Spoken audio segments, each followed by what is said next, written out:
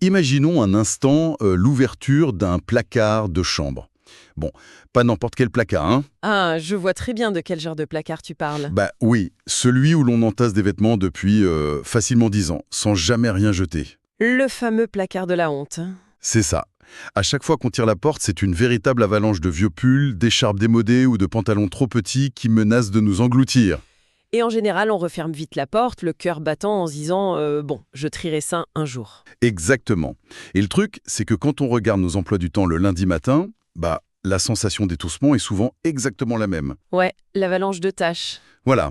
Dans notre dernière réflexion, on avait préparé le terrain en définissant nos domaines de responsabilité. C'est le personnel, la famille, le travail. On avait fait une sorte de cartographie globale en fait. C'est ça.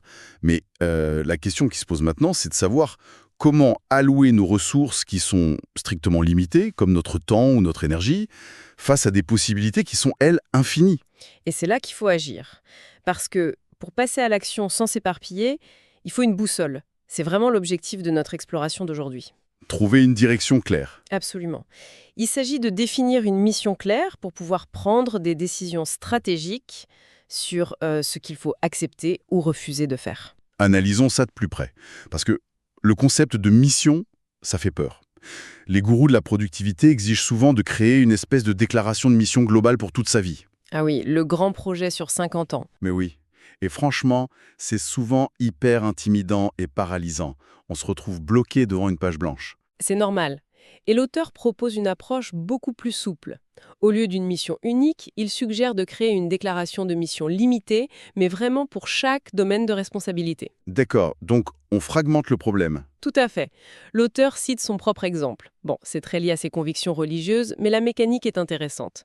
Il dit, pour ses affaires, utilisez les opportunités pour aider les autres à penser et vivre comme des chrétiens matures. Attends, donc le but ici n'est pas du tout d'adopter sa vision du monde. C'est juste de regarder la structure de sa phrase, c'est ça? C'est exactement ça. Sa mission est très ciblée sur un seul domaine.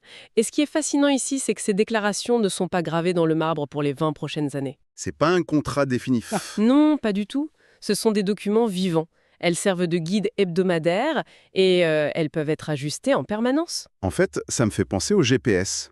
C'est comme régler le GPS pour le trajet de 7 semaines, pas pour le grand voyage de toute une vie. C'est une excellente métaphore. On s'adapte à la route. Mais du coup, une fois qu'on a défini ces petites missions par domaine, comment on fait le tri dans toutes nos tâches actuelles? Parce que le placard est déjà plein. Oui, le fameux placard.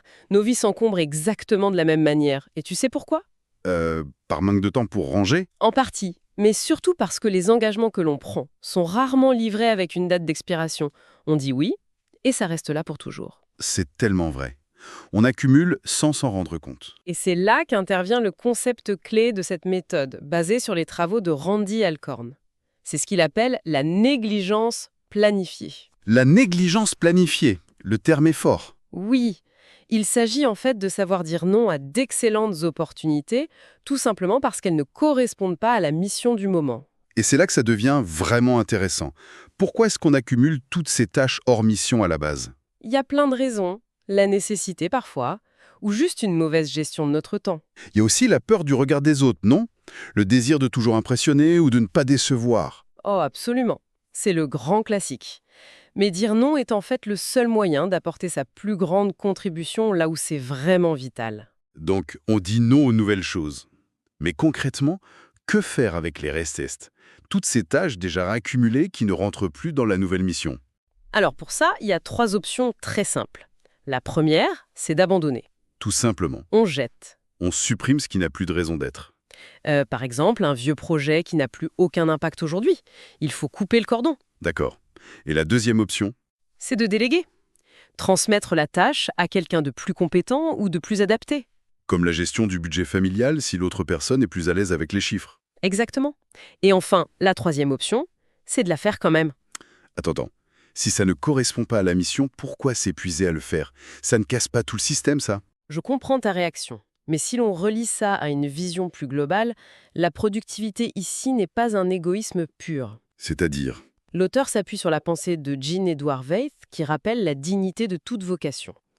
Parfois, on fait des choses hors de notre mission principale simplement par amour. Ou par sens du service. Voilà. ou juste parce qu'il faut bien que quelqu'un nettoie la pièce ou fasse tourner la machine, tu vois. Ouais. L'écosystème doit continuer à tourner, même si c'est pas sur notre grand tableau de bord de mission. Exactement. Et c'est une question de responsabilité envers notre entourage. Ça mène à un autre point. Beaucoup de systèmes de productivité ne jurent que par les objectifs, les fameux goals à atteindre. Qu'est-ce que tout cela signifie au fond pour nos objectifs quotidiens? C'est la grande surprise de ce modèle. Les objectifs, qu'ils soient à court ou à long terme, sont considérés comme totalement optionnels. Optionnel. Mais c'est un blasphème dans le monde de l'organisation. Ils sont géniaux s'ils catalysent ton énergie, bien sûr, pour rendre la mission pratique. Mais s'il nous bloque. S'ils paralysent, on peut très bien s'en passer. Du moment que l'on reste fidèle à sa mission hebdomadaire, c'est suffisant. C'est une immense libération face à la surcharge d'informations. C'est clair. Au final, connaître sa mission dissipe vraiment le brouillard mental. Ça transforme le oui impulsif en un oui réfléchi. Et surtout, ça déculpabilise totalement le non. Tout à fait. D'ailleurs, cela soulève une question cruciale en guise de réflexion finale. Si notre emploi du temps est le miroir de nos véritables priorités, que révèle actuellement notre calendrier sur notre véritable mission? C'est une question qui pique un peu. Oui, parce que nos agendas trahissent souvent ce que l'on cherche vraiment à accomplir, comme plaire aux autres, plutôt que ce que l'on affirme vouloir accomplir. C'est une vraie invitation à observer son emploi du temps comme un détective. Et lorsque l'on aligne enfin son agenda sur sa véritable mission, le chaos se dissipe pour laisser placer un sentiment d'évidence. Et c'est là que tout commence vraiment à prendre sens. Et pour celles et ceux qui veulent aller plus loin, le livre est disponible gratuitement via le lien en description.